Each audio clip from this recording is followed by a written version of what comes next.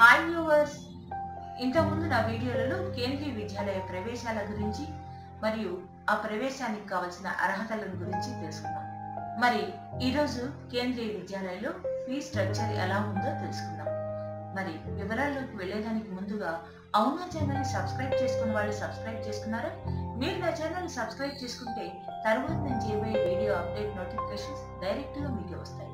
దానికి మీరు చేయాల్సిందల్లా కింద రెడ్ కలర్ లో ఉన్న సబ్స్క్రైబ్ బటన్ టచ్ చేసి పక్కన ఉన్న బెల్ బటన్ టచ్ చేయండి.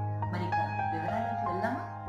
కేంద్రీయ విద్యాలయంలో ఫీ స్ట్రక్చర్ అడ్మిషన్ ఫీజు వచ్చేసి కామన్ గా అందరికి 25 రూపాయలు, రీ అడ్మిషన్ ఫీజు 100 రూపాయలు.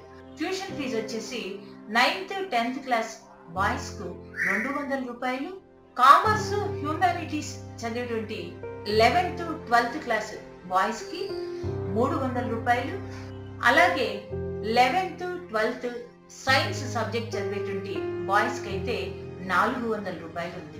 ఇక కంప్యూటర్ ఫండ్ వచ్చేసి 3rd క్లాస్ నుంచి స్టార్ట్ అవుతుంది. నెలకు 100 రూపాయలు.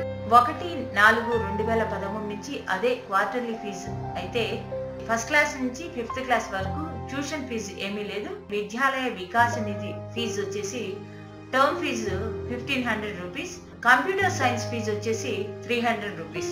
టోటల్ గా టర్మ్ ఫీజు వచ్చేసి 1800 rupees. Next 6th class to 8th class వరకు కూడా ట్యూషన్ ఫీ లేదు. వివిఎన్ ఫీజు వచ్చేసి 1500 రూపీస్, కంప్యూటర్ సైన్స్ ఫీజు వచ్చేసి 300 రూపీస్. టోటల్ గా 1800 రూపీస్ పే చేయవలసి ఉంటుంది. ఇక 9th 10th క్లాస్ వరకు అయితే ట్యూషన్ ఫీజు వచ్చేసి 600 రూపాయలు టర్మ్ ఫీజు గా ఉంది. వివిఎన్ ఫీజు వచ్చేసి 1500 rupees, computer fees 300 rupees. Total గా 2400 రూపీస్ పే చేయవలసి ఉంటుంది. 11th 12th commerce with mathematics చదివేటువంటి స్టూడెంట్స్ కి అయితే ట్యూషన్ ఫీజు టర్మ్ ఫీజు వచ్చేసి 900 రూపీస్. విద్యాలయ వికాస నిధి ఫీజు వచ్చేసి టర్మ్ ఫీజు 1500 రూపీస్ పే చేయవలసి ఉంటుంది. కంప్యూటర్ సైన్స్ ఫీజు వచ్చేసి టర్మ్ ఫీజు 300 రూపీస్ పే చేయవలసి ఉంటుంది. టోటల్ గా 2700 రూపీస్ పే చేయవలసి ఉంటుంది.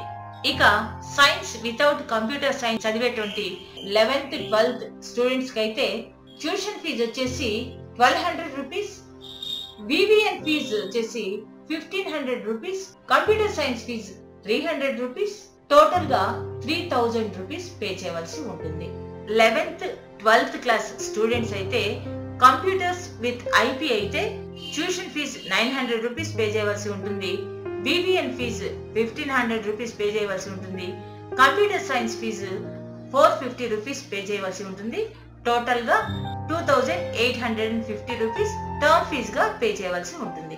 ఇక 11th 12th science with computer science students కి అయితే ట్యూషన్ ఫీజు వచ్చేసి 1200 రూపీస్ పే చేయవలసి ఉంటుంది. వివిఎన్ ఫీజు 1500 రూపీస్ పే చేయవలసి ఉంటుంది. కంప్యూటర్ సైన్స్ 450 రూపీస్ పే చేయవలసి ఉంటుంది.